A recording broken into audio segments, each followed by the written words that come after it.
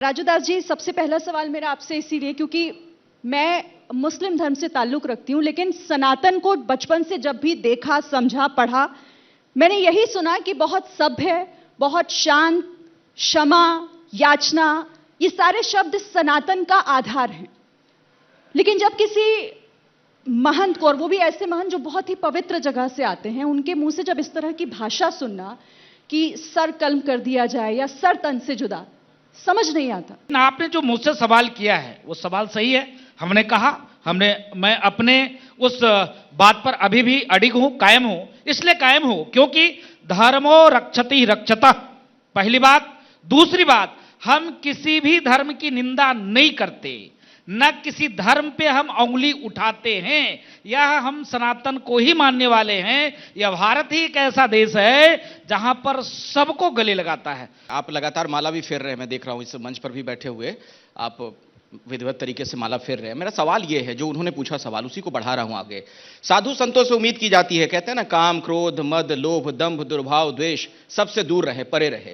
ये मारने काटने की बात समझ नहीं आई मुझे। नहीं, देखिए, हम संविधान को मानते हैं और संविधान में मुझको आस्था विश्वास है। विषय यह है कि हमारे एक जगत गुरु जी थे, उन्होंने भी सवाल जब खड़े किए थे तो पूरे भेष, शंभु भेष, सभी ने इस चीज का विरोध किया था, निंदा किया था। अंतिम में उनको मानना पड़ गया था, माफी मांगना पड़ गया था।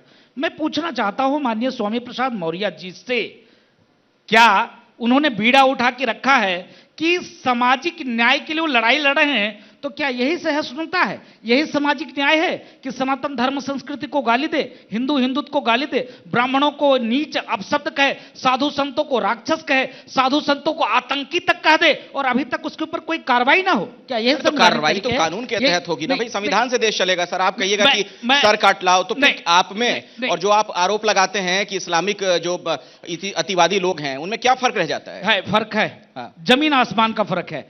राजू दास ने सिर्फ इतना ही कहा कि सर कलम कर लाओ, मैं इतना दूंगा। मैं फिर अभी सवाल कर रहा हूं आप लोगों से और जो दर्शक है उनसे। डेनमार्क में कार्टून बनता है और 9 की 9 पत्रकारों की हत्या हो जाती है। मैं नुपुर शर्मा के बयान के साथ में नहीं हूं, लेकिन नुपुर शर्मा बोलने के बाद किसी की जवाब देती है तो बेगुनाहों का सर तन से जुदा हो जाता है। यही सनातनियों में और यही आतंकवादियों में फर्क है।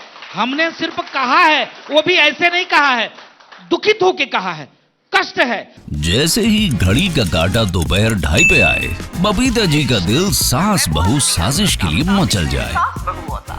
और ये है इनकी बहू, पूरे दिन ऑफिस की टेंशन हो जाए गॉन जब ये करें अपना फेवरेट शो फ्री टाइम पे ऑन। इनकी तरह आप भी देखिए अपना फेवरेट शो अपने टाइम पर और डाउनलोड कीजिए एबीपी लाइव ऐप अपने स्मार्ट टीवी पर।